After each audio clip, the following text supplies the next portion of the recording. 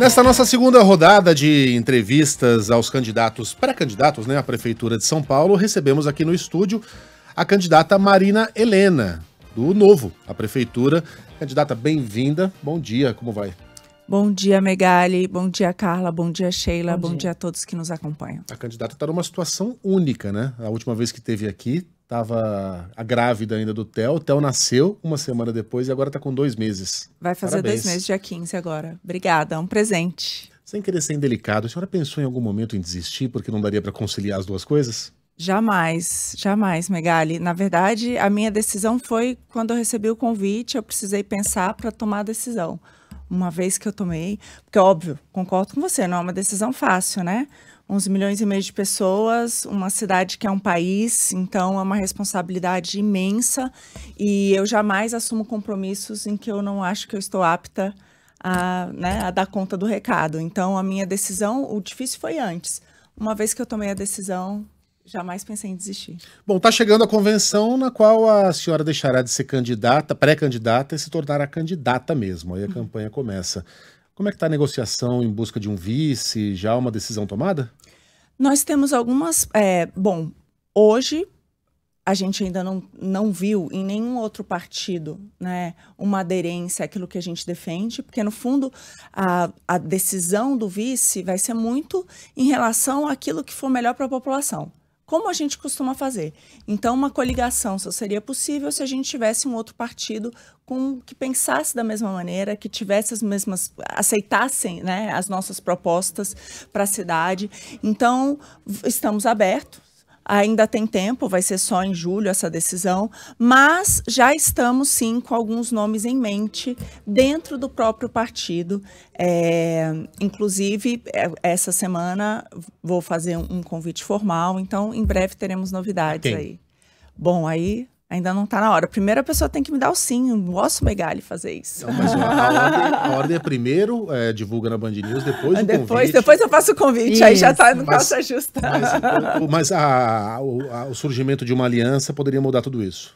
Poderia, estamos abertos. De novo, o importante é fazer o melhor para a cidade. Mas, dentro do próprio plano de governo, nós temos pessoas que são responsáveis por algumas áreas prioritárias dentro da cidade de São Paulo. Não sou eu que estou dizendo que são prioridade. O paulistano me diz que é prioridade, como a parte toda de segurança, saúde, empreendedorismo, principalmente do pequeno empreendedor.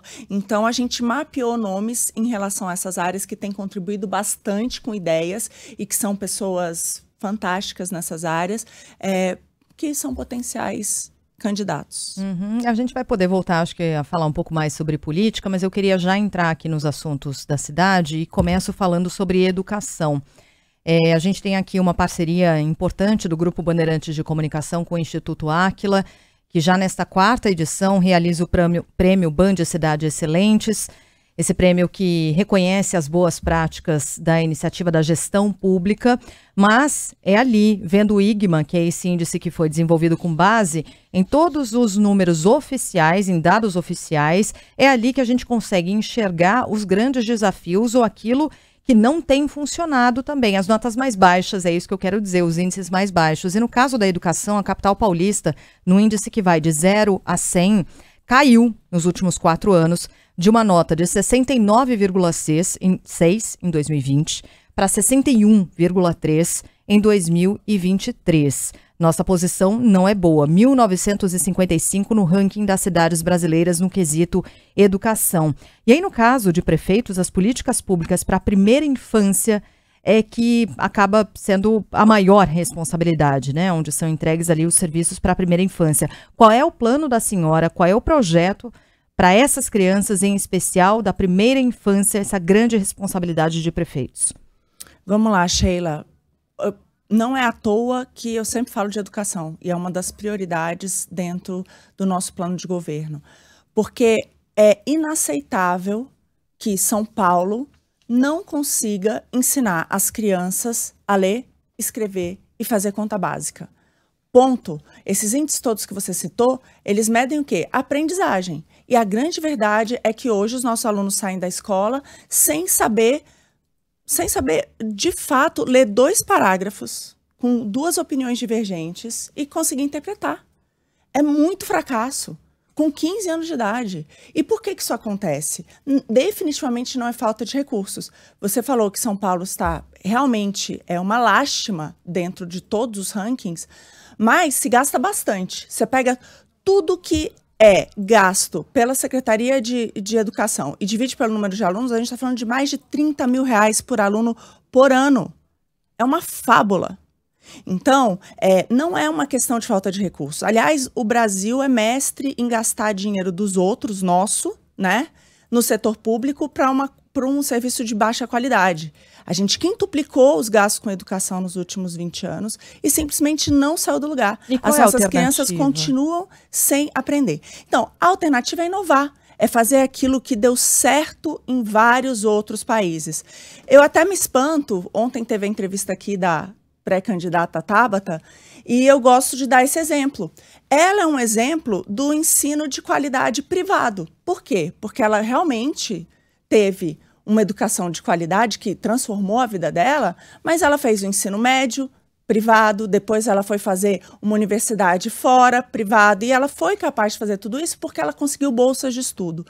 Então, o que a gente traz de novidade, que realmente é algo que é novo no Brasil, não se discute em larga escala, é trazer a administração privada, as melhores escolas privadas para gerirem o ensino público, que é o que já funciona lá fora. E aí você tem 2 opções. Ou você vai fazer as escolas gerirem a escola pública, vai continuar sendo gratuito, ninguém vai pagar, não é que a mãe vai passar a pagar, mas ela vai ter acesso a uma gestão e a professores contratados pela rede privada. É uma terceirização da educação.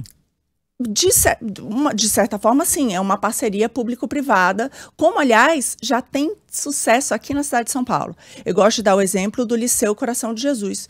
No meio da Cracolândia, o liceu ia fechar, o Liceu dos Salesianos, uma escola de excelência, que custa muito menos do que a criança custa dentro da prefeitura, e que, para não fechar, e aí eu até digo, isso aí é uma grande bola dentro do Nunes, que manteve ali aberto, a gente critica, mas a gente também tem que, né, o que é bom, multiplicar.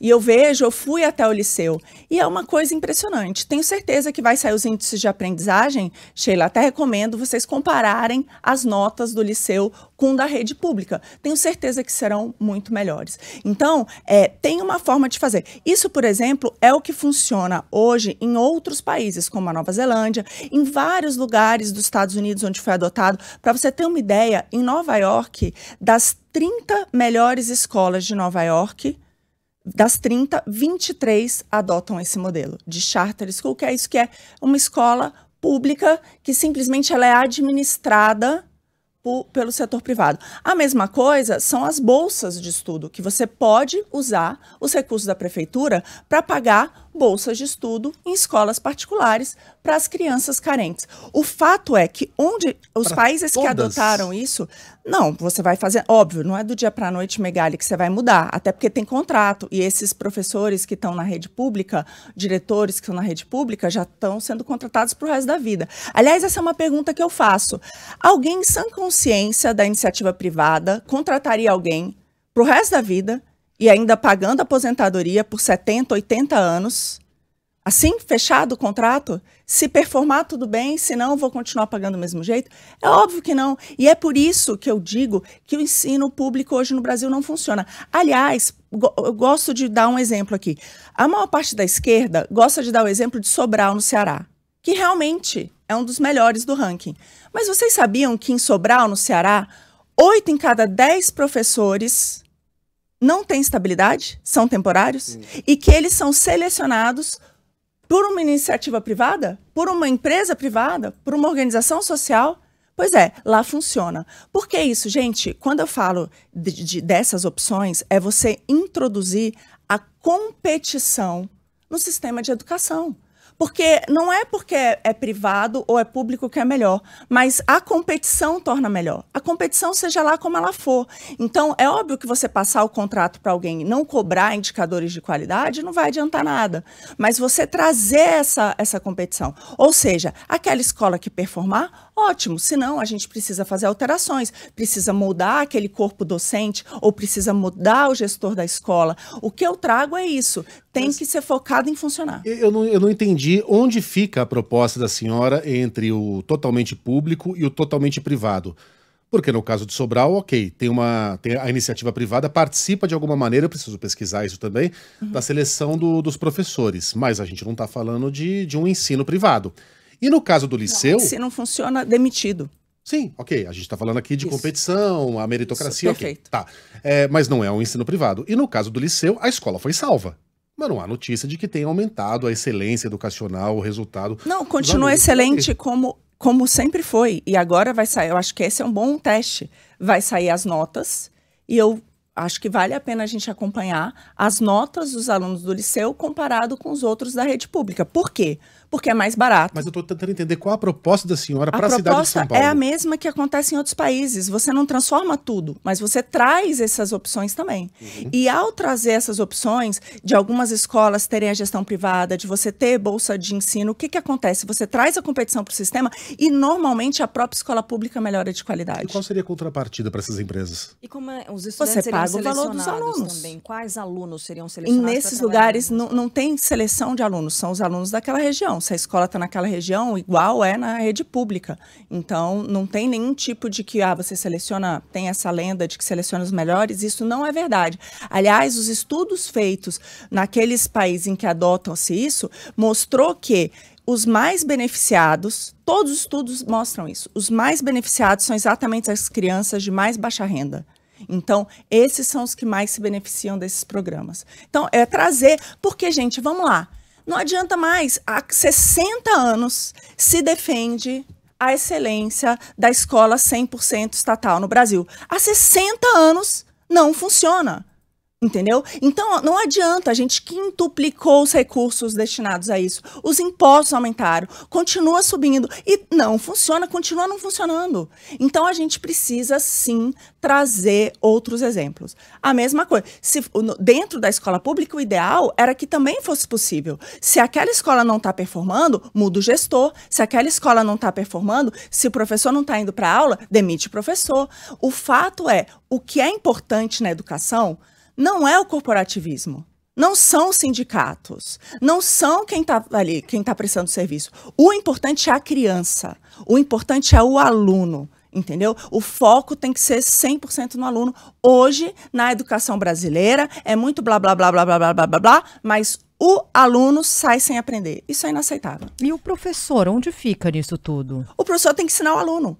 O professor, ele é o mestre. A valorização do ensina. professor não entra nisso? A valorização do professor é de acordo com o trabalho que ele performa. Um bom professor tem que ser valorizado. Um professor ruim tem que sair para entrar um professor bom no lugar. Então, a valorização do professor, sou completamente, Sheila, favorável ao tipo de meritocracia. Aliás, não só bons... Aliás, eu tenho uma irmã, professora de rede pública, excelente, que já foi coordenadora e várias outras coisas. Eu admiro demais os funcionários, os bons funcionários públicos. O que não dá, o que não é aceitável, é que esses, às vezes, têm que trabalhar muito mais para compensar aqueles que são ruins. Por exemplo, hoje a gente sabe que o absenteísmo aqui na cidade de São Paulo, até onde tinha dado, porque agora eu estou tentando conseguir de volta, mas da última vez que eu vi, 1 em cada 4 professores não estavam dando aula. Isso faz com que isso sobrecarregue demais o que estão. Você já pensou se chegar numa escola e 3 salas terem aula e uma não? É impossível dar aula nas outras 3. Lá no liceu, quando eu fui visitar, eu perguntei para o diretor da escola, falei, vem cá, qual que é como é que é a falta aqui? Como é que é o absenteísmo aqui nessa escola? Ele, das crianças, quase não tem. Não, dos professores. Ele deu uma risada. Falou, o professor vem dar aula ou ele não trabalha aqui. Não tem como. Então, eu vejo que essa é a diferença. A gente precisa, sim, valorizar os bons professores, valorizar os bons diretores, valorizar os bons coordenadores, mas também a gente não pode deixar as nossas crianças nas mãos de diretores, coordenadores e professores ruins. Bom, eu quero aproveitar o exemplo que a senhora usou para trazer uma boa parte da gestão do prefeito Ricardo Nunes, para trazer um outro olhar, um outro aspecto, que é a Cracolândia, né? A senhora falou do Liceu, que está no coração da Cracolândia. A Cracolândia, a Prefeitura de São Paulo não conseguiu nessa gestão, não estou dizendo que seja somente dessa, mas nessa gestão não conseguiu solucionar o problema que a gente vê que vem aumentando. Tem uma pesquisa do Datafolha de março que mostra o seguinte: para os paulistanos, 23% deles acreditam que o maior problema da cidade hoje é a segurança. Na sequência, vem a saúde com 16%. Então, trazendo para esse pilar da segurança, como é que a Prefeitura pode agir em conjunto com o Estado para que o morador da capital paulista possa andar sem medo pelas ruas, olhando no celular, né? Conseguir mandar mensagens, falar no celular enquanto caminha pelo centro de São Paulo? Carla, isso é fundamental. E é a primeira coisa que eu falo quando eu falo de São Paulo, quando me perguntam qual que é a prioridade. Para mim, a prioridade é segurança. Então, não sou eu que estou dizendo, isso é o paulistano que está dizendo. E eu sinto como paulistana, ninguém mais tem coragem de sair na rua com seu celular. É um fato, as pessoas não andam mais nas ruas. Isso acaba afetando tudo, até o transporte é afetado, porque a hora que a pessoa sai para trabalhar, volta a trabalhar, está escuro, ela tem medo de andar ali para o ponto de ônibus ou ficar no ponto de ônibus. Então, assim, tudo na nossa cidade está sendo afetado pela falta de segurança.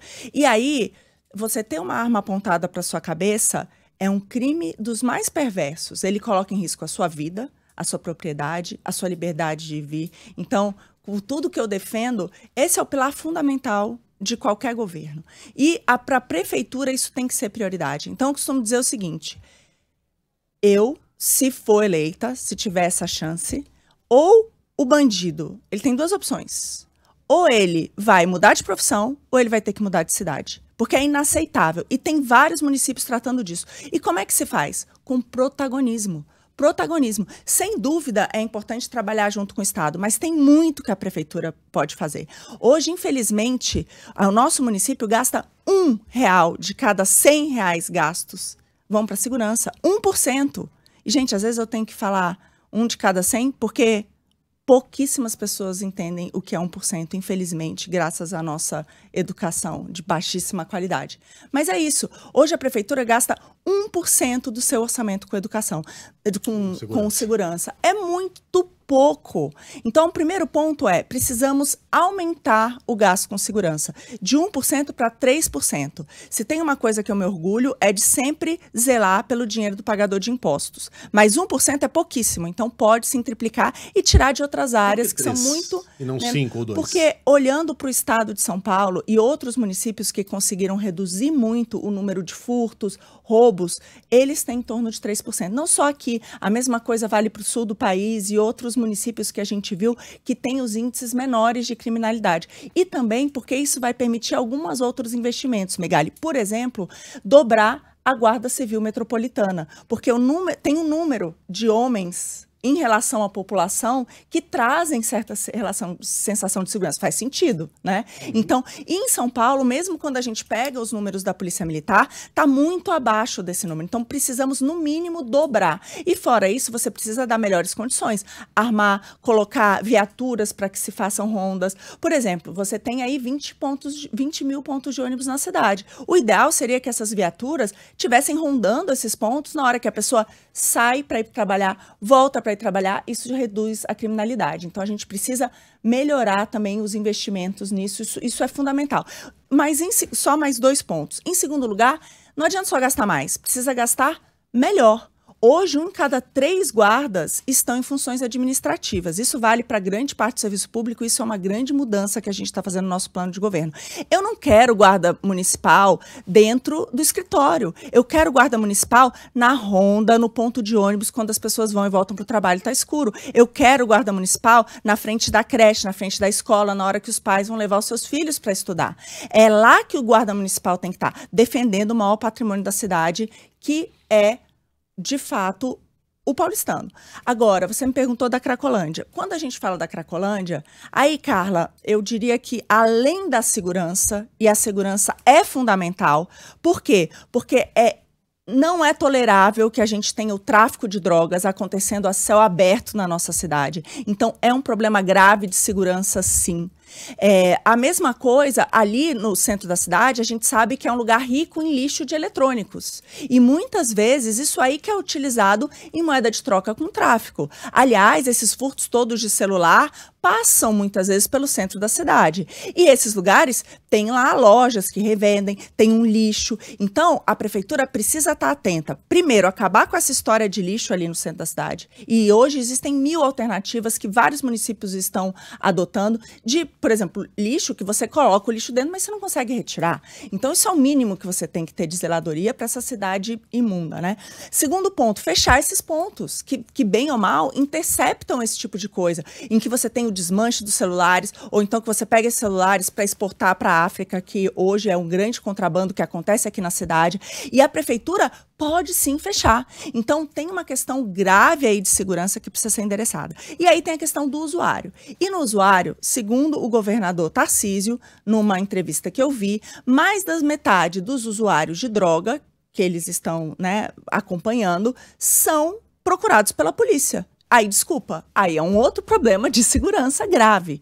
Além disso, mais da metade também dos usuários estão lá há mais de 5, 10 anos, ou seja, são pessoas que não respondem mais por si. E eu sou a favor da internação compulsória nesses casos. Não é o prefeito que decide, são os médicos, mas a gente precisa, sim, trazer a comunidade médica, mostrar o que está fazendo. Tem outras cidades no Brasil, como Florianópolis, que começaram a, né, mostrar como que isso pode ser feito, e eu vejo isso fundamental para aquelas pessoas que não respondem mais por si e que não podem atrapalhar a vida, noia, que está lá atrapalhando a vida de não sei quantos moradores, de não sei quantos comerciantes, e isso causa uma sensação de insegurança. Eu diria até mais, Carla, tem essa questão da Cracolândia que dizem, não, mas agora o centro está muito melhor. Tá, porque empurraram a Cracolândia. É só ver o número. Eu fui visitar o Bom Retiro, fui visitar diversas regiões ali próximas, o Cambuci. Tá todo mundo em paranoia, literalmente. Por quê? Porque empurraram as pessoas para lá. E que é pior, colocaram os equipamentos, mas não tiveram contrapartida, por exemplo, de segurança. Então, se você vai lá no Bom Retiro, o Shopping D, metade das lojas estão fechadas. Porque ninguém tem mais coragem de andar até lá. Agora, para aumentar então, o orçamento precisa resolver. em segurança, vem de onde? De vários outros lugares, inúmeros outros lugares. Gastar cachê gigantesco com shows pela cidade, enquanto, para mim, a cultura tem que estar na periferia. E existem vários equipamentos para isso. Acabar com a virada cultural, por exemplo. Não, mas tem que pensar. Não é possível você gastar, numa cidade que gasta milhões com segurança, você gastar milhões com isso. Então, precisa ter escolhas. Tem um valor muito pior do que esse para mim, que são os 4,5 bilhões, que são quase 5% do orçamento da cidade, que foram gastos para recapear ruas, sendo que o orçamento original era de 1. Então, ele foi quadruplicado no ano de eleição. E a gente viu a cidade inteira em obras, né? Então, em um ano foi gasto 5 vezes mais do que aquilo que é gasto normalmente. Não faz mais sentido você utilizar esses recursos em segurança. O meu ponto é, tem várias outras questões que podem ser utilizadas. Quando a senhora falou de educação, a proposta é iniciativa privada e fazer uma limpa nos maus professores. Quando fala de segurança, grana. Triplica a grana do Estado, sem iniciativa privada. Aí o Estado é máximo. Nossos agentes de segurança são ótimos e nossos professores são péssimos? Por favor, Megali, acabei de falar que os bons professores precisam ser valorizados, mas existem funções... A senhora não falou de fazer uma limpa na segurança. Vamos lá, eu vou te dar alguns exemplos. Aí eu vou te falar. Prêmio Nobel, Esther Duflo. Prêmio Nobel em redução de pobreza e desigualdade de renda no mundo.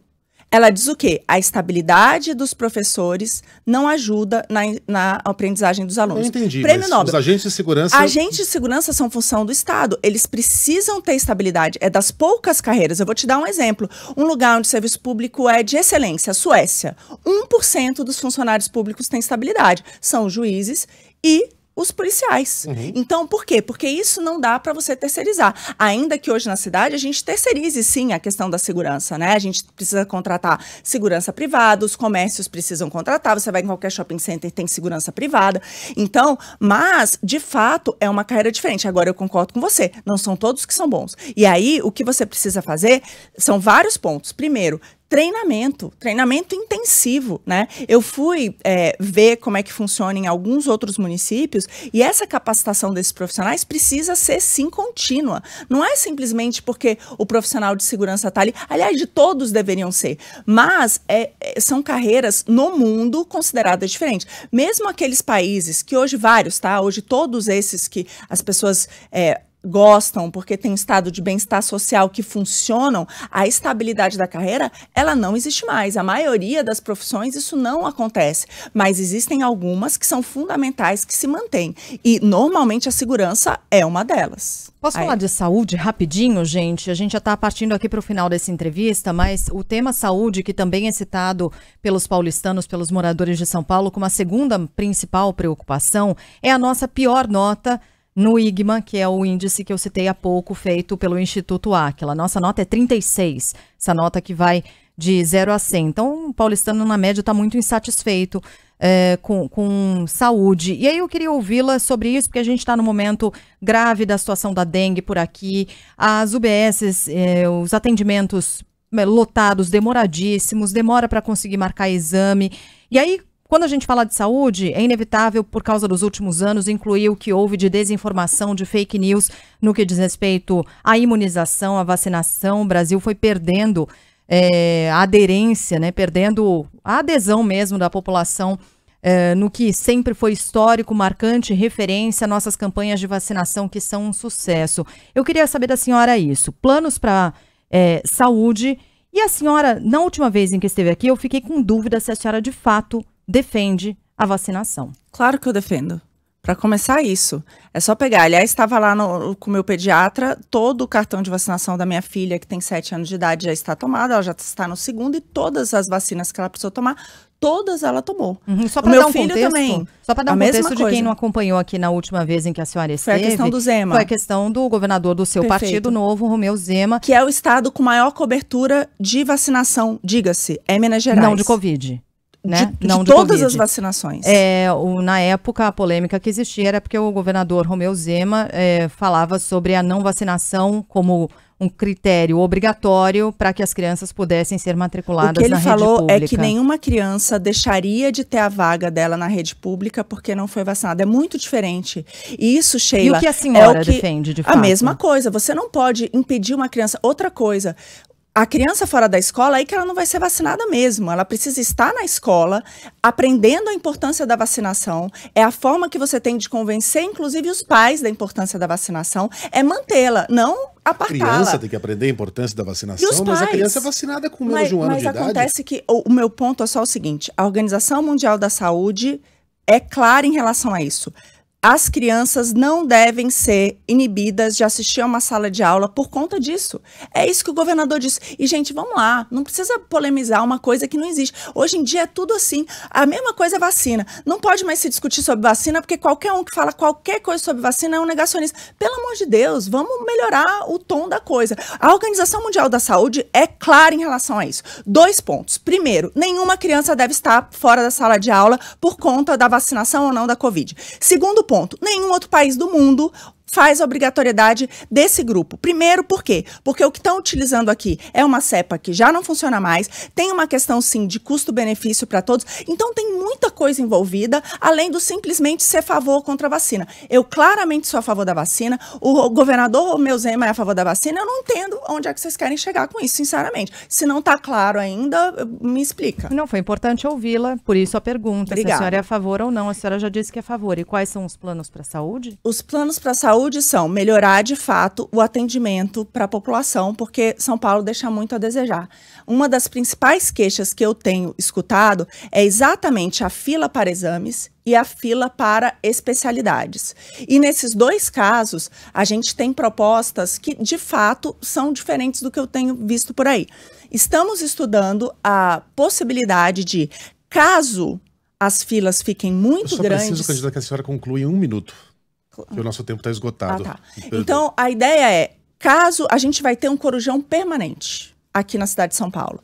Para quê? Nesses momentos em que você tem alguns problemas, é inaceitável que uma pessoa com câncer, às vezes, demore 1 ano para conseguir um atendimento. Você sabe que isso aí determina a vida ou a morte do paciente. Então, determinados exames, caso não seja possível atender dentro da rede pública, a gente vai fazer parcerias com o sistema privado para que, de fato, isso seja endereçado. Vamos trazer também a telemedicina e várias outras coisas que funcionam, né, e que vão melhorar o serviço para o cidadão. Infelizmente, foi muito pouco tempo, porque a gente ficou trocando ideia que uma vacina que não serve para nada, mas eu espero da próxima vez vir aqui e explicar. Não, com certeza. Falar de vacina. Bom, eu peço desculpas, a gente tem 30 minutos para cada candidato, até passamos um pouquinho aqui, mas são 30 minutos contadinhos para cada candidato. Muito Candidata obrigada. Marina Helena, do Novo, à Prefeitura de São Paulo, pré-candidata ainda.